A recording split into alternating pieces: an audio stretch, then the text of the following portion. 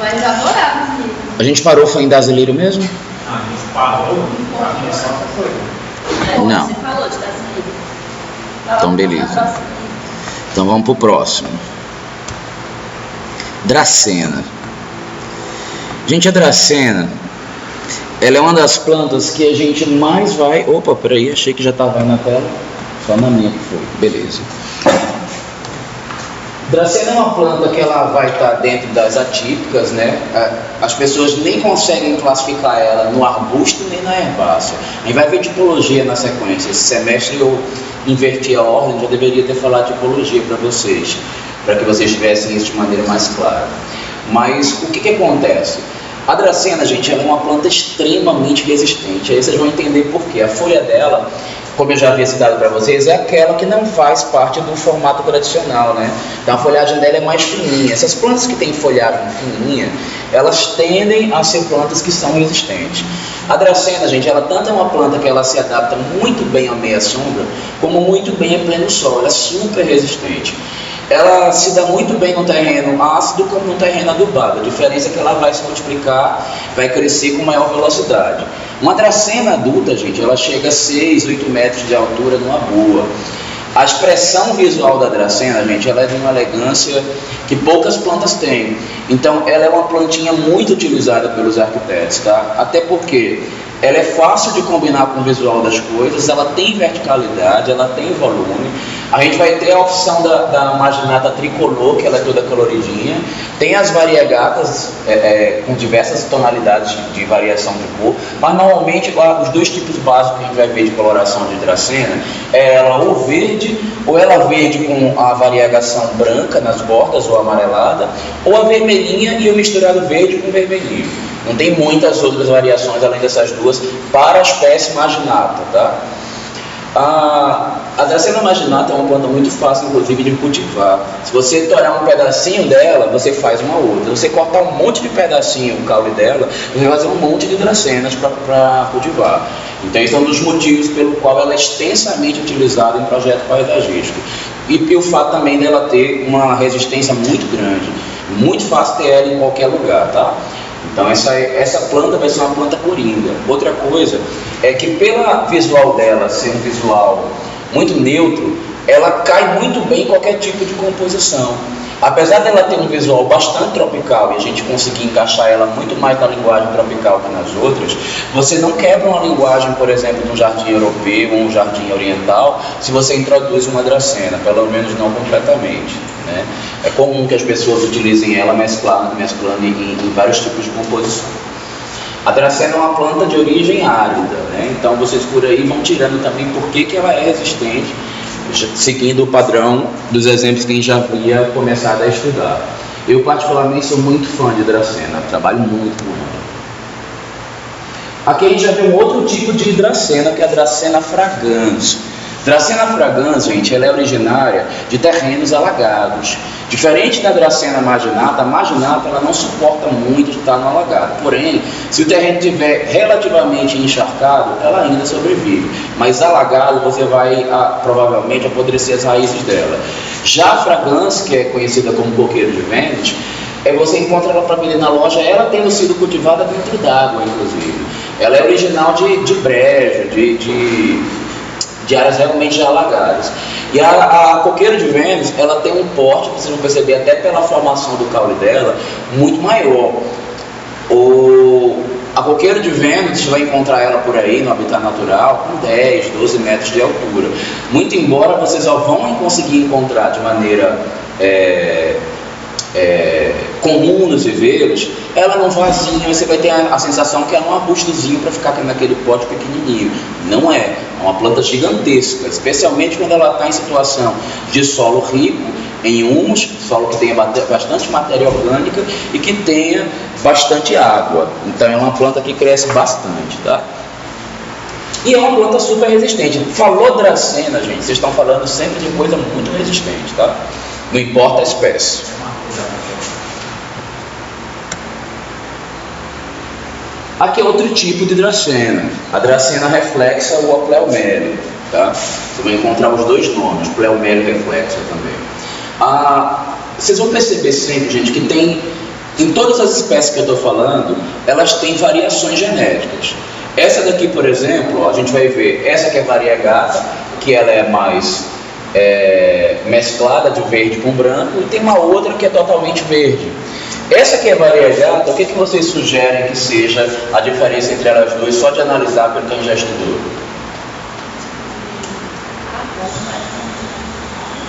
Tipo de?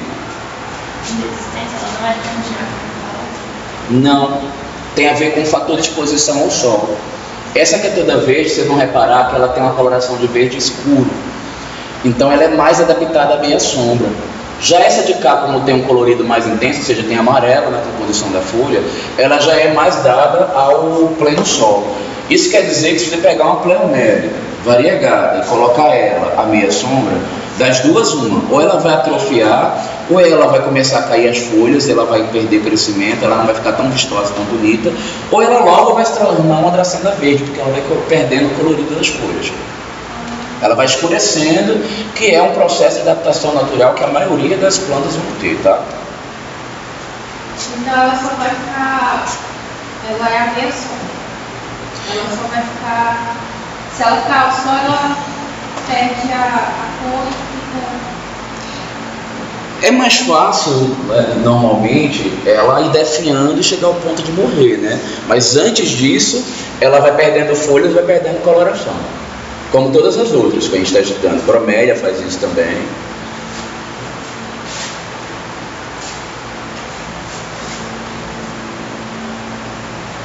Essa é uma Dracena Draco, gente. Dracena Draco é uma sumidade no reino vegetal. Ela é uma coisa, ela é um destaque. Só para vocês terem uma noção, uma Dracena Draco desse tamanho aqui, que ela deve estar mais ou menos dessa altura aqui, ela é uma dracena que deve custar uns R$3.000, essa de cá. Qual? Essa daqui? Essa que está aqui, ela assim. É pequena, assim, né? Ela é pequena. Ela assim, adulta, como ela está aqui, eu acho que ela deve custar uns 10 paus. É muito cara, porque como vocês podem ver, o visual dela é muito nobre, muito impactante, muito chamativo, né? Aquela ali no meio, eles colocaram as folhas para dar aquela... Não, Não? não. Isso faz parte da formação natural da Dracena Draco. Ah, e quando ela fica totalmente... como é que ela fica dentro dele? O que acontece é que a Dracena Draco, você vai encontrar ela parecendo um agave quando você compra ela numa muda. Ela tá desse jeito que tá aqui, ó. Isso daqui não é uma Dracena Draco, mas ela se assemelha a isso, só que com as folhas com um pouquinho mais de movimento. Aí ela vai crescendo, ela fica igual, fica somente aquele caule e aquela única copa. Quando ela vai ficando adulta, ela vai bifurcando os caules, vai dando mais copas, vai enchendo e ficando dessa maneira. Demora muito. Demora. Dracena Draco não tem crescimento acelerado como as outras dracenas. Você vê, ó, até pela largura do tronco dela, que ela é uma planta de porte mais robusto, então ela demora muito. Isso aí é para você ter uma Dracena Draco dessa maneira aí, você vai esperar uns 10 anos, é por isso que ela é tão cara. Sem falar que o cultivo da Dracena Draco não é tão comum, ela é menos comum, então por ser rara, ela se torna cara. Não é todo viveiro que você vai achar uma Dracena Draco, porque demora muito para cultivar ela. Diferente da Dracena, que a Dracena você enfia um pitoco ali no chão, daqui a 3 meses ela já está quase adulta. Certo? Então, isso depende, obviamente, da quantidade de nutrientes que ela vai ter. Você pode ter também uma Dracena marginata que você mantém ela por 3, 4 anos e ela lá, uma mudinha ainda, porque você cortou os nutrientes, né, que ela poderia ter, como não está no terreno, ela está num vaso contido, você não adubar, não ter muito sol, aí ela vai definhando.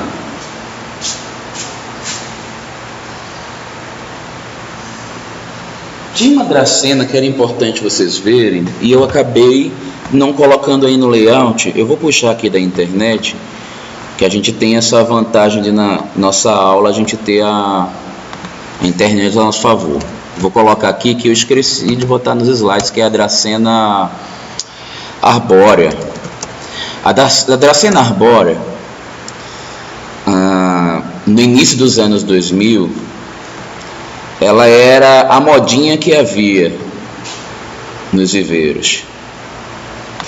E ela foi muito utilizada como uma planta para cultivo no vaso, para colocar à beira da piscina. Deixa eu ver se eu tiro umas imagens aqui legais para já botar aí no slide. Porque a turma da noite, eles têm a desvantagem de não ter internet em sala de aula.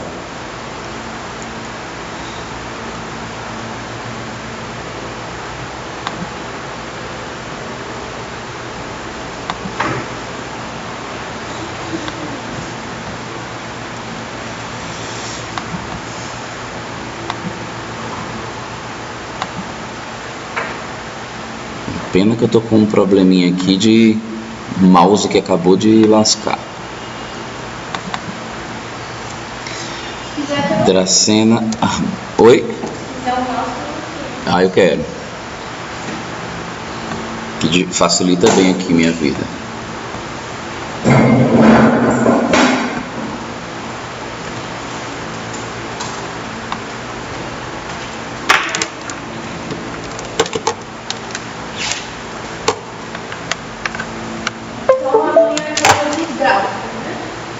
Oi?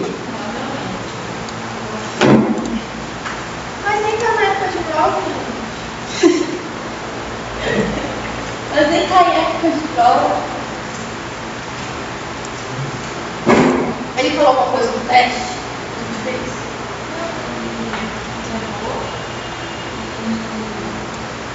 Fala todas as questões.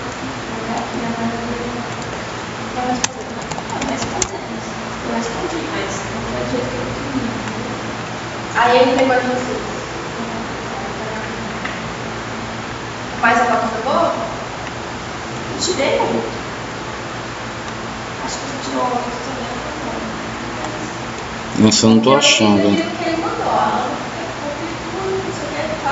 Aí eu fiz isso. Não tô achando um adulto aqui pra gente ver. Tô vendo ela somente num vasinho. Vou pegar uma maior que tem aqui.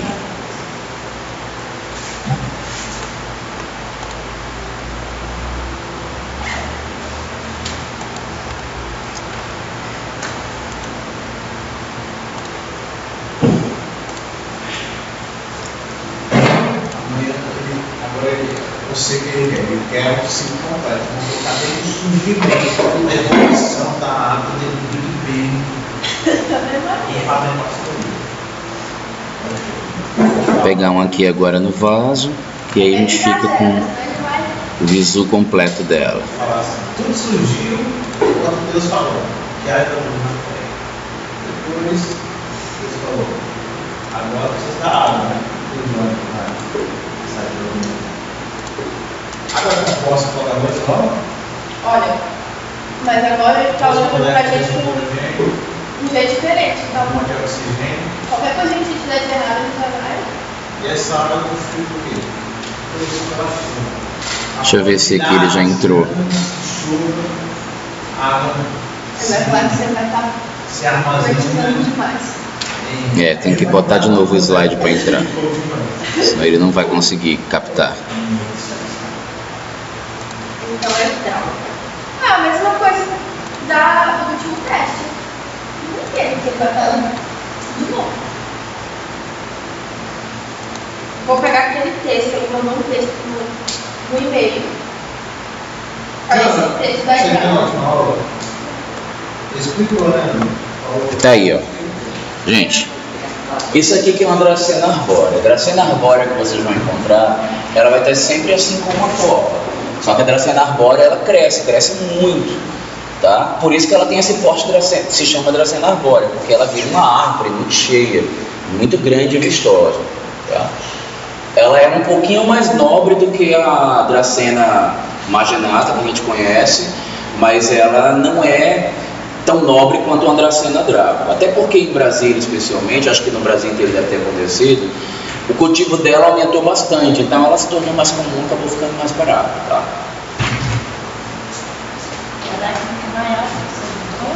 Não.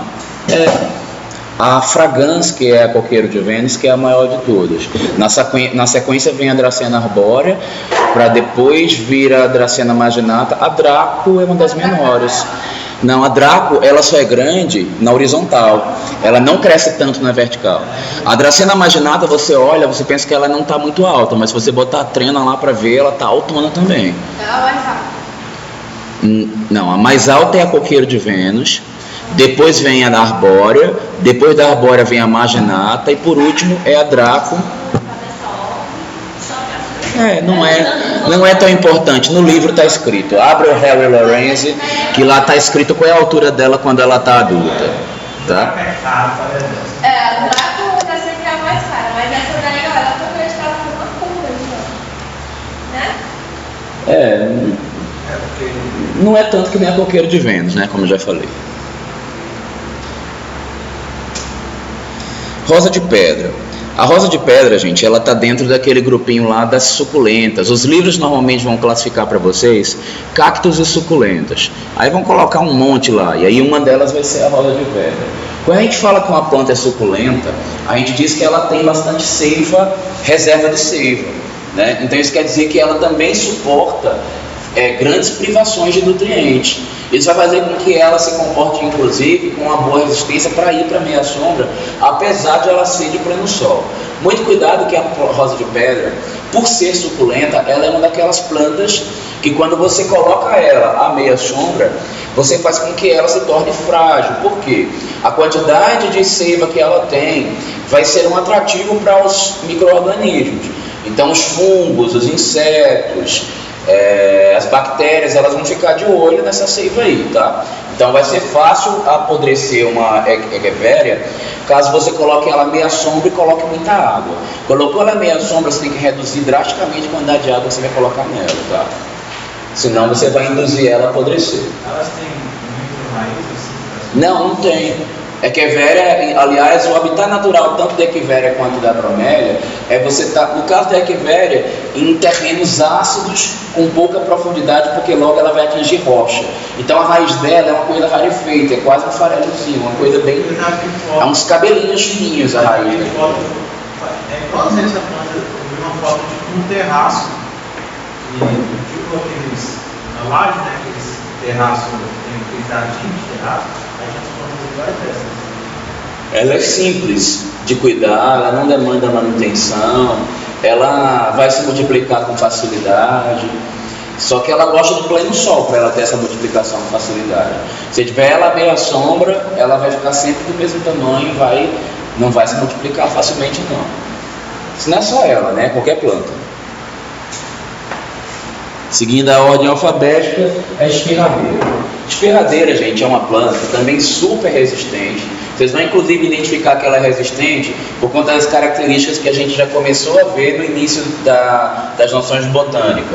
Quando você quebra uma folha, uma flor dela, ela solta muito leite, tá? Então, diferente do que normalmente eu falei para vocês, que acontece com as plantas que tem muita flor e na quantidade grande, a espirradeira não é uma planta que demanda muita manutenção. Ela é uma exceção dentro dessa regra geral que eu passei para vocês. Até porque a folha dela vai tomando esse formato afiladinho, então isso já induz a alta resistência, tá? Então ela não é uma árvore como está aqui, ela foi induzida a virar uma árvore, ela é um arbusto, tá? Ela ficou com esse tronco aqui concentrado, porque provavelmente foi colocado um apoio, foi colocado um condutor para que ela permanecesse assim como está aqui, ó. Aqui, por exemplo, foi colocado um bastão para apoiar ela, porque ela cai mesmo em espalda. O comum a gente vê na natureza ela dessa maneira que está aqui, ó, toda espalhada, aberta. Ela é uma planta muito boa para locais onde você quer flor, mas existe a quantidade de vento muito grande, porque ela resiste bem a vento. Normalmente quando você quer flor e vai colocar na beira de uma estrada, de uma grande avenida, você não consegue fazer com que a flor dure muito tempo, porque o vento destrói, né, e derruba as flores. Essa daí é bem resistente, tá? Aliás, ela é uma ótima planta resistente, mas ela não é considerada uma vegetação nobre para você ter numa área muito próxima da parte nobre da casa. Então não compensa na área de lazer você vir e fazer um alto investimento na área de lazer e botar uma espirradeira, porque a espirradeira ela é considerada uma planta de chácara, de sítio ou de grandes propriedades. Ela não é nobre, tá? Mas também não chega a ser uma planta de visual pobre. Só que a gente tem que ver o seguinte: quando uma planta não tem visual nobre, ou quando ela não tem expressão plástica para composição paisagística suficiente, gente, não tem erro, é apostar na quantidade. Você vai trabalhar com 15, 20 espirradeiras e ela vai ficar bonita, certo?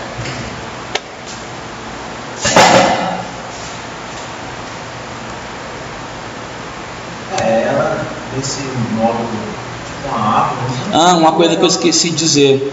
Espirradeira a gente vai ter várias colorações, tá? Tem espirradeira branca, vermelha, rosa. Acho que aí na foto até bota, né? Só não botei a vermelha, mas rosa e branca tem. Helicônia. O que foi? Gostou? É muita planta mesmo, planta ainda tá nada. Gente, eu não estou mostrando nada, eu nem estou mostrando tudo que vocês têm no livro ou nos viveiros para trabalhar. Coitado dessas plantas. Eu estou dando um exemplo de algumas para vocês entenderem o comportamento de outras baseado nestas. Porque o reino vegetal é uma coisa gigantesca, não dá nunca para dar exemplo de tudo, né? A helicônia, gente, ela é uma planta de extrema resistência, de baixa manutenção, e que ela é original de áreas de Mata Atlântica, então ela gosta muito de água. Nós estamos vendo aí mais de uma variação de helicônia. Essa que nós estamos vendo aqui em cima, aqui embaixo, é a helicônia tradicional mais comum, que é a helicônia rostrata. Essa é muito utilizada em iquebanas, em arranjos, em festas, porque a flor dela é durável. Gente, quando a gente vê uma planta que a flor dela é dura, não é aquela coisa molinha tradicional, a gente já deve entender que ela é uma planta de alta resistência, tá? A flor, ela diz muita coisa sobre a planta. Aliás, os botânicos, eles separam quem é quem por conta da flor. Quando eles descobrem que a flor tem uma determinada característica, eles descobrem que aquela planta é daquela espécie. Quando a flor é de outro jeito, ele muda. A folhagem, por exemplo, o tronco não determina que planta é qual. Tá? Aí a gente vai ver outras variações. Essa daqui chega num porte de 3, 4 metros adulta. Já essa Psittacorum, ela vai chegar a 1,20 m quando está adulta. Ela é muito mais uma coisa para fazer escala arbustiva baixinha do que fazer a escala mais alta, como é o caso dessa de cá. Aí a gente vai ver outras variações de helicônia, como a cartácea, que a gente está vendo aqui, ó, em cima. Tem inclusive umas helicônias que elas não são muito desejadas na beira de janela pelas donas de casa. A helicônia rostrata, ela fica com a flor dela apontada para baixo. Essa de cá, ó, ela já vira a flor para cima. A flor, gente, ela da helicônia, ela faz meio que uma taça. E essa taça, quando ela está virada para cima, ela acumula água. Aí o que acontece com a água que acumula dentro da flor? Dá um cheirinho. Então ela na beira de janela, ela pode ser um problema dependendo da pessoa, tá? O cheiro não é cheiro de flor, é um cheirinho de coisa estragada. Ela dá. Sem falar que, como os insetos vão na flor e chega lá e encontra água, alguns se afogam, aí vai acumulando, vai apodrecendo, vai dando mais cheirinho, né? Tem uma que é muito cheirosa, tem muitos coloridos, muitos lugares. É uma ela é muito cheirosa. Dama da noite. Eu acho que é. Nossa, ela é muito. Vai chegando o fim do dia e ela vai exalando o cheiro. Ela, você sente o cheiro dela a 50 metros de distância, né? É comum. Deixa eu ver o que eu tinha para falar. Gente, ó, helicônia é uma das expressões mais fortes do paisagismo tropical, tá? Você quer simbolizar tropical no seu projeto, poucas coisas representam tão bem o tropical como a helicônia, tá? Hemerocallis. Hemerocallis, ele é uma herbácea mais no porte da forração, bem baixinho. A gente vai encontrar ela com 20 centímetros de altura, né? No máximo 30. E como vocês estão vendo aí na foto, a variação da Hemerocallis é bastante grande. Ela é uma planta que ela vai se adaptar mais ao clima frio do que o clima quente, mas ela resiste bem também se ela for bem regada, tiver um solo fértil e ela for bem cuidada, ela vai resistir bastante também ao nosso clima aqui de Brasília, por exemplo. O que ela não resiste é o nosso solo ácido. Tem que ter uma compensação de nutriente orgânico bom para que ela dure. E aí, gente, quando você começa a ver uma planta que a floração dela é tão vistosa, tão colorida, tão forte na expressão da planta, vocês já ficam sabendo que além de ter um adubo orgânico rico para essa planta, vamos caprichar no adubo de galinha, que ele é mais interessante para as plantas que dão floração do que o adubo de gado, por exemplo. Isso é uma escolha que se deve fazer no momento de fazer a implantação para ter resultados melhores. No caso também das plantas que têm floração, quando a gente faz o adubo químico, lembram lá do NPK que a gente estudou? Que eu disse que aqui em Brasília a gente não faz o 10-10-10, a gente coloca uma proporção diferente. Além deles, a gente coloca também os micronutrientes, tá? A gente precisa acrescentar mais alguns para que a planta seja... Lembra que eu falei dos macronutrientes e os micronutrientes? No caso das plantas que têm floração, elas são as que mais necessitam de micronutrientes. Então a gente vai estar sempre de olho nisso.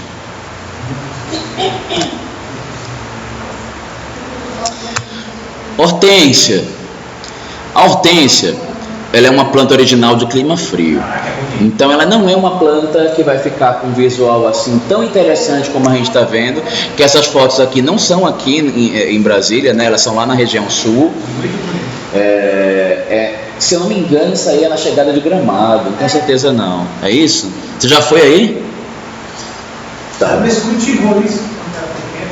Pois é. Eu morava em Santa Catarina, eu morava numa casa lá em cima do morro, e o morro inteirinho abaixo era cheio de hortênsias, mais Isso porque lá no sul ela se multiplica bem, ela gosta de clima frio, né? Gente, hortênsia não é uma planta que ela gosta muito do clima quente, então ela sobrevive, mas o visual dela não é já tão interessante. Eu sei porque eu plantei hortênsia na minha infância toda, e hortênsia da minha avó ficava marrom o tempo inteiro. Tipo, eu ia lá, quando faz muito frio mesmo, elas são queimadas, não fica bonito. Então ela não suporta geada também. Na verdade, flor nenhuma gosta muito de geada, né? Mas tem umas mais resistentes. O fato é que ela, que com certeza que é da minha experiência, porque eu nunca morei no sul, né? Eu não encarei a geada, mas eu encarei o calor extremo que tem aqui e o do Nordeste. Ela fica marronzada, ela não fica assim bonitona como a gente está vendo aqui não, tá? E aqui em Brasília, normalmente para ela ficar bonita, você precisa cultivar ela meia sombra, porque ela vai pensar que ela está no clima frio, certo? Até porque nós temos a nossa estação de frio também, né, que vai favorecer ela. Ela na época da seca, na época do frio aqui de Brasília, ela fica do jeitinho que fica no sul. Aí quando chega o nosso verão, aí ela queima de novo. Se tiver a meia sombra, não vai queimar, ela vai suportar bem, vai estar sempre bonita. Hipomeia é uma trepadeira bastante ornamental, uma das que a gente vai encontrar em maior variedade de cores para vender nos viveiros aqui de Brasília. Ela tem um crescimento acelerado. O importante a gente saber da maioria das trepadeiras, gente, é que quando chega a época da seca aqui em Brasília, ela fica também amarronzada, tanto nas folhas quanto as flores, e começa a dar aquela coisa marrom ao redor. Ela fica muito seca e solta muito, tá? Hipomeia não é uma planta adequada para quem não quer ter manutenção, ela solta bastante. Então ela vai sempre estar sujando o espaço que tem abaixo dela. Se você não tiver uma cliente romântica que gosta das folhas secas, né? Que gosta desse visual, desse tipo de contemplação, vai ter que escolher um pouquinho melhor a trepadeira. Hipomeia talvez não seja ideal. Muito embora a gente tenha um grande período dela com floração e dela sempre bonita e vistosa, tá? O crescimento acelerado dela é uma grande vantagem. Uma coisa que vocês devem ter o cuidado de separar é o que é hipomeia do que é tumbergia. Tumbergia, a gente vai ver que ainda está na letra I. É semelhante à hipomeia. São plantas muito assemelhadas. A floração da tumbergia parece isso aqui, ó. Isso aqui, a tumbergia normalmente é azulada, tendendo ao roxo. Só que a flor da tumbergia é grande e a folha da tumbergia também é grande. E em termos práticos, qual é a diferença? Hipomeia demanda muito mais adubação, demanda mais cuidado e tem um crescimento um pouquinho mais lento. Tumbergia, ela é uma planta que não é nobre, ela é uma planta de terreno baldio, que cresce com uma velocidade incrível e é a trepadeira que eu conheço que tem a maior extensão. Uma tumbergia que se coloca num ponto aqui, ela atravessa 50 metros, brincando e rápido, é uma velocidade incrível. Então ela também é uma planta para quem quer fechar visual em área de trepadeira rápido, por isso que ela é muito utilizada em chácaras. Tá? Não demanda cuidado assim, porque você está na chácara, porque soltar folha, tumbergia, solta muito. Só que quem está trabalhando com tumbergia já sabe que não está numa área nobre. Então o que ele faz? Ele deixa ela tomar conta. Parece que pela foto essa planta é muito focada, tipo, ela toma conta do espaço. Porque ali, ó, nessa Todas as duas, tanto a Itomeia quanto a Tumbege, que a gente não viu ainda, essa ponte de baixo, ela tá bem enche cruzada, né? bastante. Aí de cima aí, ela tá, parece que tá extravasando na toalha agora.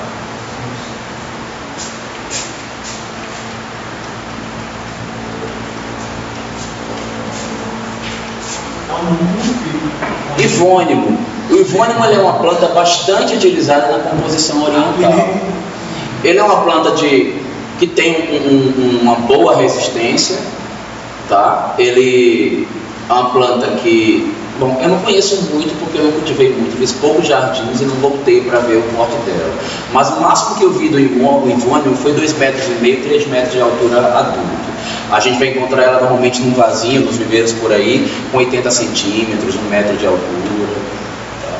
Mas ela tem uma expressão, a textura dela remete muito ao oriental. Ela é bastante interessante para jardim oriental. É uma das plantas mais utilizadas no jardim japonês. Ixora. Ixora é a flor preferida dos meus projetos. Que eu não sei se vocês notaram, eu não sou muito chegado em flor. Porque flor, via de regra, quer dizer manutenção. Só que a Ixora é uma planta que está sempre florida, que dá baixa manutenção se você não quiser ela com um formatinho geométrico. Porque a maioria das pessoas que planta a Ixora quer fazer bordadura. E a bordadura é aquela cerca viva mais baixinha, né? E aí elas gostam de topear, de cortar para ficar com um formato perfeitinho.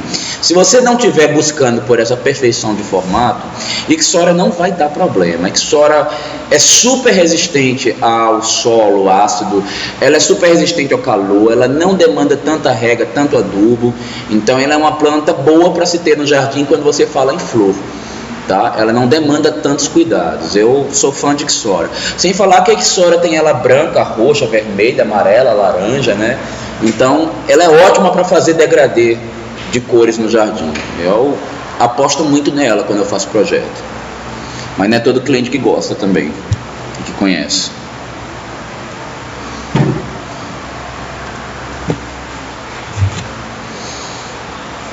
Jasmim manga, ou Pluméria rubra, ou Pluméria alba, o nome científico dela. Eu estou esquecendo de falar os nomes científicos, né?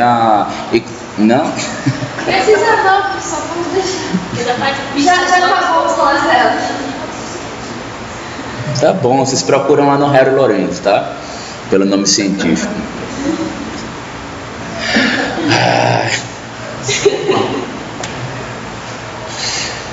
Não, estão voltando, eu fui demais. A jasmim manga, ela é um arbusto que ela se assemelha a uma árvore, mas é um arbusto que tem uma floração muito vistosa, o visual dela é muito interessante para o trato paisagístico. A gente vai ter ela variando do amarelo para o laranja, vermelho para o branco, e ela tem um perfume característico também, tá? É uma planta que tem uma flor bem cheirosa, um perfume bem agradável e não é forte, como a dama da noite, por exemplo. Só que ela tem inconveniente, gente, de na época da seca, ela atrai muito as taturanas. E as mamães normalmente não gostam de taturanas, né? Taturanas são aquelas lagartas que elas são urticantes, que elas são lindas. O colorido delas é mais bonito do que a própria floração da jasmim manga. Quando está na época da seca aqui em Brasília, a jasmim manga fica linda de tanta taturana que dá nela. Eu não sei como é que chama aqui, no Nordeste a gente chama ela de taturana, mas é aquela, ou a gente chama de lagarta de fogo. Como é que ela é? Ela é coloridona. Eu vou botar aqui, a gente tem internet, não sei por que eu fico aqui falando de uma coisa que a gente pode ver. Tomara que na internet mostre taturana. Mostra aqui, já vi.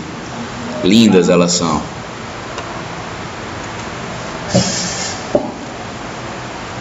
Pelo menos eu acho, né? Conheceu? Olha lá, verde, vermelha.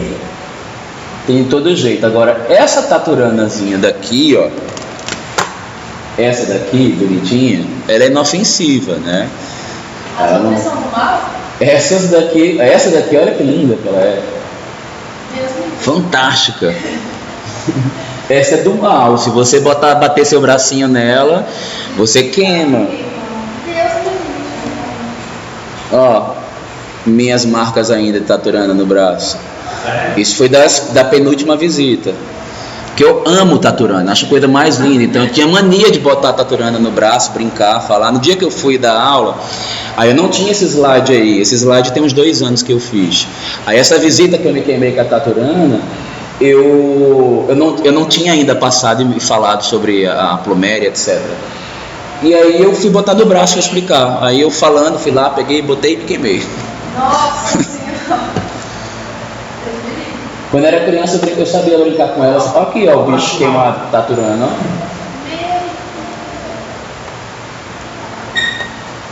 ó. Nossa Senhora, que bicho horrível essa aqui. Bom, então o que vai acontecer? As mamães não gostam muito não, viu? Da presença das taturanas. Então, se tiver um parquinho, não bota parquinho para criança não bota, porque as crianças vão trepar na jasmimanga e vão se queimar com taturana e a mamãe vai ficar insatisfeita com o seu projeto. Pelo teu filho, né? Não é? Olha, eu particularmente eu sou a favor. Pois é, isso que eu acho. Eu sou a favor de deixar a criança fazer de tudo. Se danar, se queimar, se furar, cair. Eu não podia brincar na areia ainda. Eu tenho que levar de madrugada, tenho que cuidar dele de madrugada. Eu não podia brincar na areia. Foi só depois ela deixou. Minha mãe não deixava tudo não, mas eu fazia era tudo. Quando ela falou assim, pode brincar na areia, eu mergulhei, fui logo numa poça de lama, assim, ó, dei um mergulhão, fiquei feliz com aquela lama toda no corpo. Aí tomei uma surra, fiquei de couro quente. Voltando, Leia. Gente, a gente tem 2 tipos de Leia. A Leia verde, a Leia rubra. A rubra, ela é mais adaptada à plena sombra, mas ela não quer dizer que ela seja tipicamente plena sombra, ela também é de pleno sol. Por isso que ela está aqui nesses slides da aula de pleno sol. Mas ela suporta mais ficar à meia sombra do que a gente botar uma verde, que tem um colorido mais intenso. Ela é uma planta muito utilizada para fazer cerca viva. Se não te incomodar a sensação de que a parte de baixo dela vai ficar mais rarefeita, você tem 2 opções: ou não trabalhar com ela, porque sabe que ela não vai fechar, ou trabalhar com outro tipo de vegetação mais rasteira por baixo dela, para complementar o visual e fechar totalmente, tá? Ela é uma planta que, apesar de não ter muita manutenção, ela solta muita folhinha, então ela não tem muita manutenção para cuidar dela, mas para cuidar do espaço que está ao redor dela, vai dar um pouquinho, se for perto de uma área que tenha pavimentação. No jardim, a quantidade de folha que ela solta não é suficiente para você ficar preocupado com a manutenção dela, não. Eu trabalho bastante com ela também. Lingustro, o alfineiro da China, é uma das principais plantas que são utilizadas para fazer topiaria. Ela é uma planta bastante resistente. Agora, a raiz dela é um pouquinho invasora, tá? Não é um tanto de uma ficus, não, mas ela tem uma raiz bem forte, tá? O lingustro, a gente vai ver muito aqui em Brasília especialmente, utilizado como cerca-viva, como bordadura, e a gente vai ver 2 variações principais: o verde comum e o variegado, com as folhinhas brancas e verde, como a gente está vendo aqui ampliado. Ou amarelo com verde, depende da quantidade de sol a que ele está exposto. Liriopsis. Liriopsis é uma forração bastante nobre, muito utilizada. Ela tanto combina bem com o visual tropical, quanto o visual mais oriental, europeu, ela também entra bem no projeto. Um fato interessante que as pessoas não conhecem normalmente é que o liriópsis, ele dá uma floração característica de cor roxa, mas que não é muito comum dar ela aqui em Brasília. Ela dá com pouca frequência, por conta do nosso clima aqui, né, que não é tão favorável para o liriópsis. Mas não é favorável para a floração, porque para o cultivo dele em si é bem favorável e ele se adapta muito bem nos projetos, tá? A gente talvez vá visitar uma casa, a gente vai até ver o que aconteceu lá. Eu plantei há 6 meses atrás um liriópsis na casa de um cliente. Vamos ver se no dia que a gente for fazer a visita, se a gente consegue ver como é que ele ficou. O liriópsis a gente vai ter ele variegado e vai ter ele verde também, tá? O verde ele é de mais fácil cultivo, ele é uma planta um pouquinho mais rústica, um pouquinho mais resistente. Maria Sem Vergonha. Gente, Maria Sem Vergonha, aqui na região centro-oeste, em São Paulo, ela é essa folhinha toda colorida que eu chamo de beijo pintado. Maria Sem Vergonha no Nordeste é essa outra plantinha que tem aqui, que ela já é uma planta, essa de cá, gente, é uma planta delicada de meia sombra, precisa de solo bem adubado. Essa de cá, ela é uma planta super resistente que dá em qualquer lugar, isso é uma vagabunda, sabe? Aonde você botar, ela está pegando, ela está sobrevivendo. Isso aqui dá em terreno baldio lá no Nordeste, tá? As praças mais, sabe, aquelas assim, o prefeito não está afim de cuidar, ele taca essa Maria Sem Vergonha lá.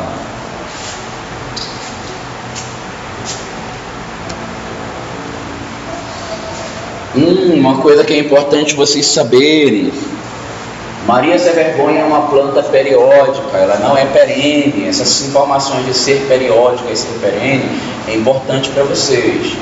Perene é uma planta que ela não tem ciclo curto, ok? Ela vai ser eterna enquanto durar. A periódica quer dizer que ela morre de 2 em 2 anos, ela fecha o ciclo dela, ela dá a floração, solta as sementes e dá novas mudas que vão precisar crescer, desenvolver de novo.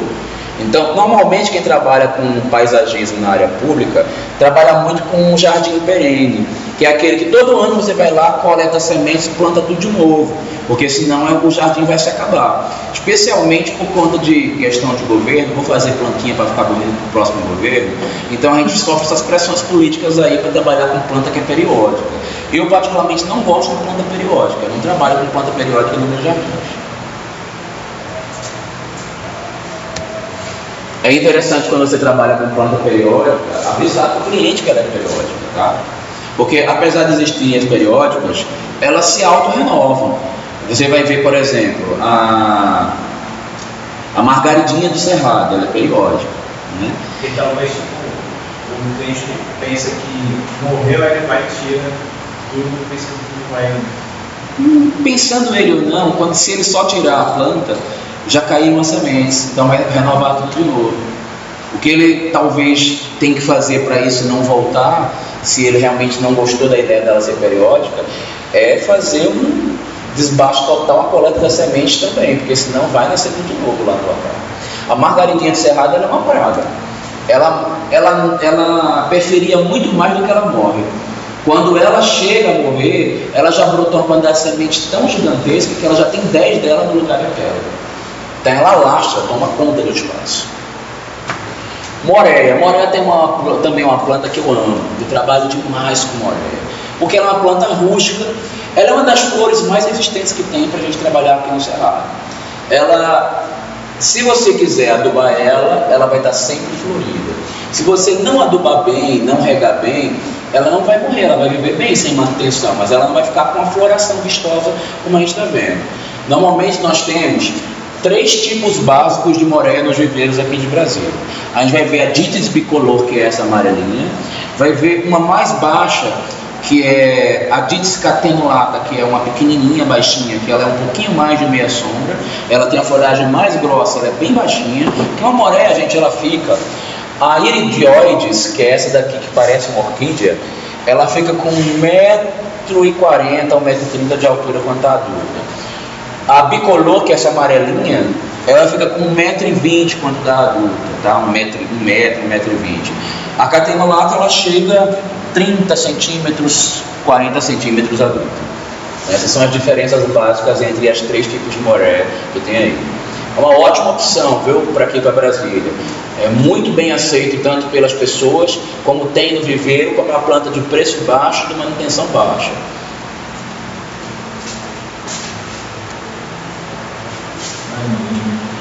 Nandina. Nandina, assim como a Leia que a gente deu agora há pouco, são plantas que têm um visual que comparece muito bem no jardim europeu e no jardim oriental. Elas são chamadas normalmente de cafezinho, sendo que aquele cafezinho lá, a Leia, é cafezinho vermelho e cafezinho verde. A Nandina é a cafezinho rosa. A Nandina tem uma característica ornamental muito interessante, diferente das outras plantas, que dá a ela esse caráter único. ela é uma planta que ela tem a folhagem dela mais velha, verde, e os brotos que vão surgindo, eles nascem na coloração rosa. E a coloração da folha dela, por esse motivo, vai se tornar normalmente mais vistosa do que a própria floração. Então, ela é bastante interessante em termos de folhagem, ok?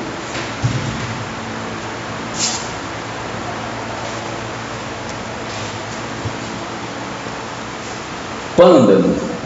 O pândano é uma planta de origem árida, a gente vai ver ela nativa em beira de praia. Então, eu não sei se toda a Mata Atlântica, mas eu tenho certeza que no litoral nordestino existe, porque eu acompanhei bastante, que era um local de muito minha frequência. O pândano velho, ele não é comum nessa área, ou pelo menos eu não conhecia muito. Desculpe. O pândano utilis. Esse pândano grande aqui é o utilis. Ele chega na escala de uma palmeira. As pessoas pensam que lá é uma palmeira, né? Pelo visual, pelo formato dela. Ele tem essa característica de ter as raízes aéreas, né? Não fica essa coisa aqui exposta. O pessoal faz muita piadinha com as raízes dele, porque as raízes do pândano utilis têm formato fálico, então chama muita atenção. Então às vezes fica parecendo que é uma planta que está com um falo lá pendurado. O pândanus velho já não tem essa característica. A folhagem dela, ela é mais espalmada, ela não tem um tronco elevado e ela tem uma folhagem mais fina. Outra coisa também é que o comportamento visual da distribuição da folha do utilis, ele parece um espiral. Ele é um leque em espiral. Já o do Veik, ele é mais bagunçado e ele também não tem muito porte. Por isso que a gente vai achar disparates de preço muito grandes e de valorização em relação a esses dois. O pândanus utilis, quando ele não está adulto, ele parece muito com o Veik. Ele fica também assim espalmado no chão. Agora, quando ele está adulto, a gente vai comprar um pândano por 2, 3 mil reais. E a gente vai comprar um Veik desse por 50 reais. Viram a diferença, né? Você também consegue comprar um pândano sem ser adulto por uns 100, 200 reais, um pândano utilis. Mas ele tem que comprar a mudinha ainda. E já é muito bonito a muda dele, tá? Só que tem que ter cuidado que ele ganha a escala de uma árvore. Pata de elefante. Pata de elefante é uma planta extremamente nobre, de visual super forte, e que é uma planta super resistente, de visual impactante, muito adaptada a pleno sol, consegue, justamente por ela ser tão resistente, se adaptar à meia sombra. Só que a meia sombra a gente tem que ter o cuidado com a água. Toda planta que é de pleno sol, que vai para a meia sombra, se botar muita água, corre risco de apodrecer a planta. Não pode encharcar a raiz dela. Ela tem essa nomenclatura justamente porque o tronco dela na base tem esse formato de pata de elefante bem largo, tá? Ela adulta também é uma planta bem cara, tá? A gente vai pagar uns 1.000, 2.000 reais por uma planta dessa adulta. Mas você consegue comprar no Carrefour uma mudinha de pata de elefante por 50, 100 reais também. Mas ela demora para crescer, né? Muito, demora bastante. Se ela estiver no vaso, ela é uma exceção. Ela é uma planta que você bota no vaso e ela continua crescendo, tá? Desde que ela tenha adubo e bastante sol. Mas se ela não tiver adubo nem só você bota no vaso, ela vai ficar lá pequenininha durante muito tempo, muitos anos. Uma planta nesse porte que vocês estão vendo aí, que já está nessa de cá, da direita, aqui de baixo, isso aí vai uns 6 anos, 8 anos para ficar assim, tá? Ela não fica assim tão rápido não. E você cuidando bastante, adubando bastante, regando bastante. Caso contrário, não vai rolar. Fênix. Fênix é a tamareira, tá? Na verdade, tamareira original a gente viu que é do Egito. A tamareira fênix não é nossa não, eu errei, ela é das Índias. Mas ela é considerada tamareira de jardim porque ela é uma tamareira mais baixa. A palmeira fênix, gente, ela é uma planta super comum no paisagismo, porque ela tem uma textura muito interessante. tem um visual bastante expressivo. Normalmente a gente combina uma quantidade maior dela para fazer uma composição, né? Ninguém fica trabalhando com a palmeira fênix isolada como faz com as demais. Na verdade, nem as demais eu acho muito interessante o visual delas isolado, mas ela precisa de uma quantidade maior porque a fênix ela é uma palmeira de baixo porte, ela não cresce muito. Então a gente precisa dela em maior quantidade para compor o visual. E ela é uma opção para quem está querendo palmeira, mas não quer que cresça. Não vai crescer mesmo. As pessoas pensam na fênix muito mais como um arbusto do que como uma palmeira.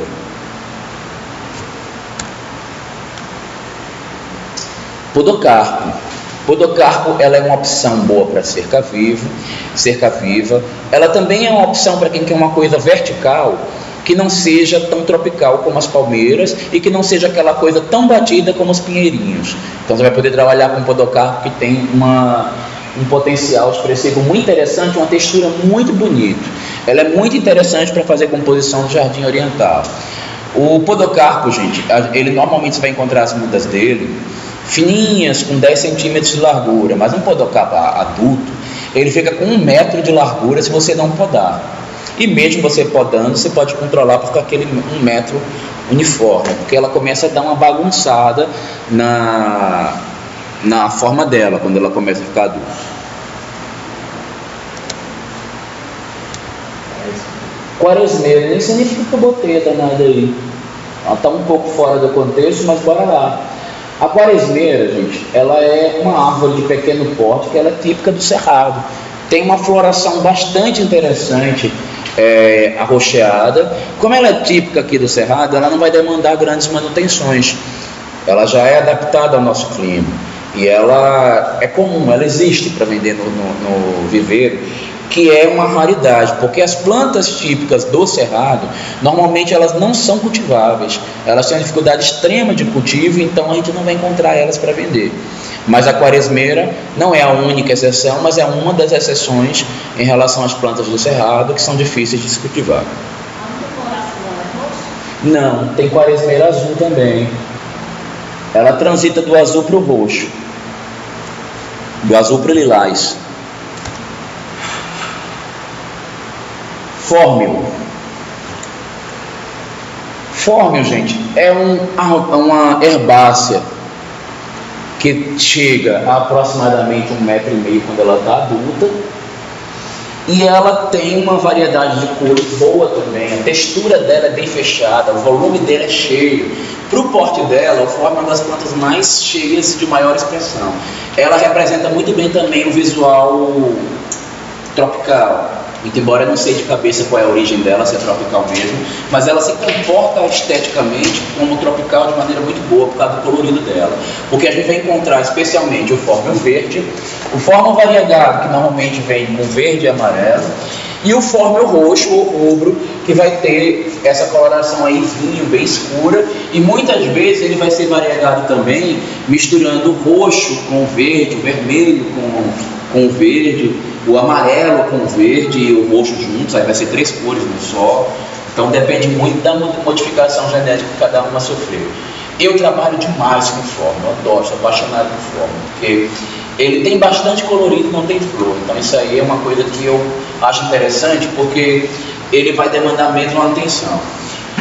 É interessante para vocês, se forem atuar aqui na nossa região, saber a diferença, porque o fórmio, apesar de ser uma planta relativamente tropical, ele gosta um pouquinho mais do tropical com frio do que o tropical de extremo calor. Então, só para vocês terem uma noção, fórmio aqui em Brasília, ele é muito bonito. Fórmio em Goiânia não é tão bonito assim. Fórmio no interior do Goiás não é tanto, porque lá eles têm 1 grau abaixo do que a gente tem aqui. Só esse 1 grau de diferença já dá diferença no visual da planta. A mesma coisa acontece com o capim do Texas. Capim do Texas eu plantei na casa de uma cliente, essa mesma que eu falei que eu plantei os liriópsis, e quem vendeu foi um fornecedor lá de Goiás, né, lá de Goiânia. E ele falou assim para minha cliente: madame, você realmente vai botar isso aí? O arquiteto parece que não conhece a planta, botou demais no projeto, botou no sol, virado para frente, essa planta é delicada, vai morrer todinha.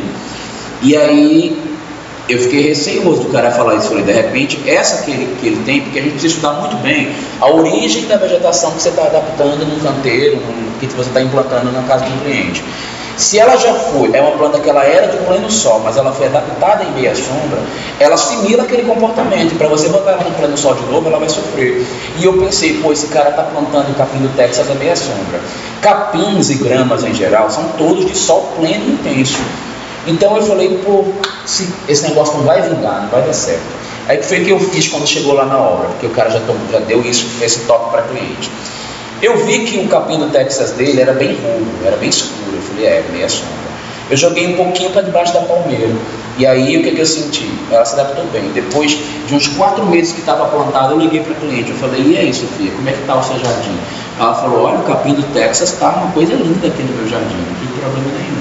Então, a gente tem, infelizmente, esses imprevistos e essas variações que a gente vai ter no projeto de paisagismo que não tem na arquitetura. Na arquitetura você disse que tem 10 na parede, uma cerâmica lá, é aquilo lá. A planta não, ela pode vir com a folha caída, ela pode ter vindo com uma adaptação prévia que não é a que a gente esperou, ela pode vir com praga, ela pode vir doente. Então essas coisas tem que considerar e tem que ter um profissional que nos dê suporte também, né? Ter sempre um profissional da área botânica, um engenheiro agrônomo ou similar, para nos dar esse suporte com pragas, com outras doenças que podem vir nas plantas.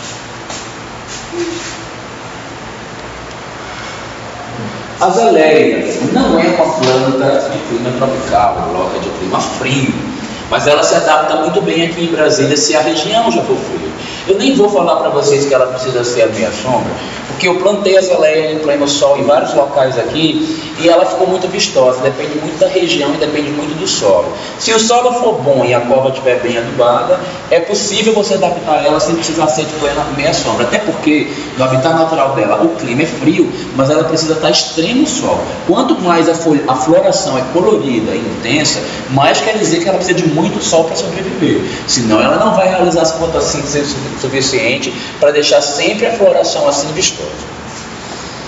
Ela é uma planta de floração variada, né? Tem muitas cores, muitos tipos de azaleia diferentes. Então a gente precisa ter consciência dessa possibilidade que ela tem.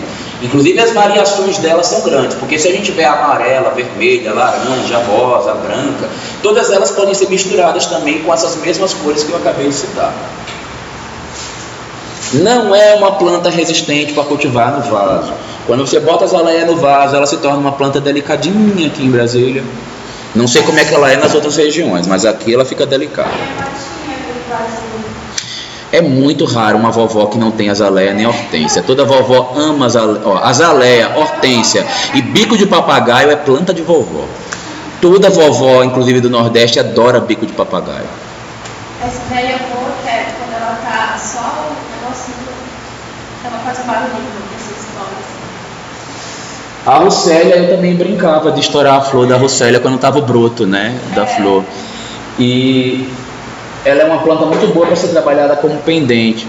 Ela é bastante resistente. Vocês estão vendo que a folhagem dela não é tradicional, é fininha, né, em forma de bastão, se assemelha a espinho, isso quer dizer alta resistência. Quem quer ter a opção de flor, a flor não precisa ter expressão tão forte e quer resistente, Russélia é uma boa. E com a vantagem, Russélia é uma planta pendente. Pendente quer dizer que ela cai, que você bota ela para ficar pendurada e ela fica aquele cacho caído lá, tá? Ela tem um visual bem interessante quando é plantada à beira de rio. Eu acho que é uma coisa que esse tipo de planta aí gosta, as pessoas fazem muito. Eu fiz em alguns projetos.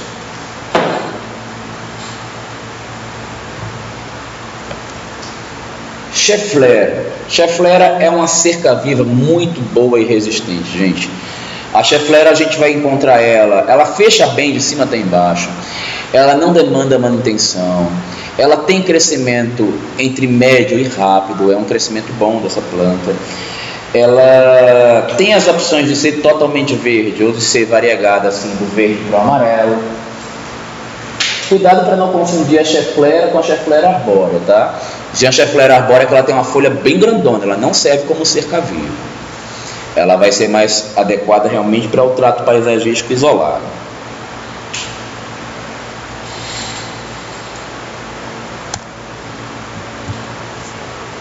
Strelitsa. Strelitsa é uma das plantas ornamentais mais comuns. Ela é uma floração bastante resistente. Vocês vão olhar que ela é uma flor dura, não é a flor tradicional molinha.